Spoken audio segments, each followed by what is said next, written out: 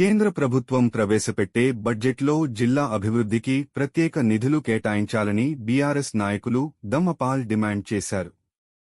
రాముని పేరు చెప్పుకుని గెలిచిన ఎంపీ నగేష్, ఎమ్మెల్యే పాయల్ శంకర్ ఇచ్చిన హామీలను నెరవేర్చడానికి స్ఫూర్తిని ఇవ్వాలంటూ శనివారం ఆదిలాబాద్ రామమందిరంలో పూజలు నిర్వహించారు.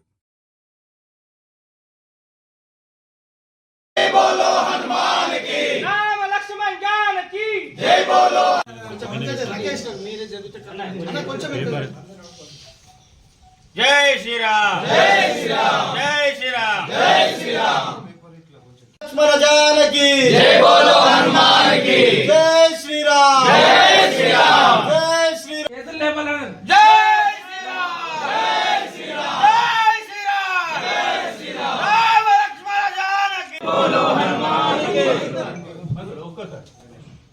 तत्पुरुषाय विद्महे महादेवाय धीमहि तन्नो रुद्रः अस्तु सदा ओम यो वेदादो स्वरप्रो वेदांते ఇది చూడండి స్వామి కనబడుతుంది.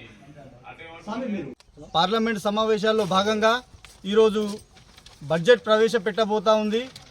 అందులో భాగంగా ఈరోజు ఆదిలాబాద్కు సంబంధించి సిసిఐ ఫ్యాక్టరీ మరియు ఆర్మూర్ రైల్వే లైన్, అలాగే ఎయిర్పోర్ట్ మరియు టెక్స్టైల్ పార్క్, అలాగే గిరిజన యూనివర్సిటీ గురించి ఆదిలాబాద్ ప్రజల నియోజకవర్గ ప్రజలు ఎంతో ఆతృతగా ఎదురు చూస్తూ ఉన్నారు. ఎమ్మెల్యేగా గెలిచినటువంటి పాయల్ శంకర్ గారు, అలాగే ఎంపీగా గెలిచినటువంటి మన గోడం నగేష్ గారు, వీరు ఏదైతే రాముని పేరు చెప్పుకొని వీళ్ళు ఓట్లతో గెలిచి ఈరోజు వాళ్ళ సొంత కోసం పబ్బం గడుపుకోవడం జరుగుతూ ఉన్నది.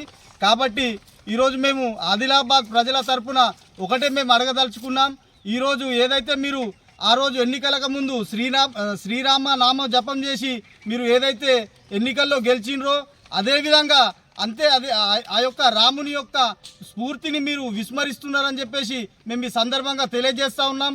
రాముని యొక్క అడుగుజాడల్లో నడిచి మీరు కూడా ఆదిలాబాద్ కావలసినటువంటి ఈ యొక్క పరిశ్రమలను తీసుకురావాలా. ఇక్కడ ఉన్నటువంటి యువత మీ మీద ఎన్నో ఆశలతో ఇక్కడ ఎదురు చూస్తూ ఉన్నది. ఇప్పుడు కనుక ఒకవేళ ఈ యొక్క మన ఈ పరిశ్రమలు కనుక రాకపోతే ఈ బీఆర్ఎస్ పార్టీ ఆధ్వర్యంలో మేము ఉద్యమ కార్యాచరణ రూపొందించి మిమ్మల్ని రోడ్లపైన కూడా తిరగనీయకుండా చేస్తామని చెప్పేసి ఈ సందర్భంగా తెలియజేస్తూ ఉన్నాం. గతంలో ఏదైతే బీజేపీ పార్టీ వాళ్ళు అభివృద్ధి అనే పేరు లేకుండా కేవలం ఈ యొక్క శ్రీరాముని యొక్క పేరు తీసుకొని ప్రజల మధ్యన మత విద్వేషాలు రెచ్చగొట్టి ఏదైతే మీరు పదవులను ఎక్కినరో ఈ యొక్క మీ పద్ధతి మార్చుకొని అభివృద్ధి వైపు మీరు కూడా నడవాలా. మీ కేంద్ర ప్రభుత్వం నుండి ఈ కావలసినటువంటి పరిశ్రమలు ఏవైతే ఉన్నాయో వీటిని తీసుకొని వచ్చి మా యొక్క ఆదిలాబాద్ ప్రజల యొక్క ఆకాంక్షను నెరవేర్చి ఇక్కడ ఉన్నటువంటి యువతకు ఉపాధి కలిగించే విధంగా మీరు ఈ పనులు చేయాలని చెప్పేసి కోరుతా ఉన్నాం.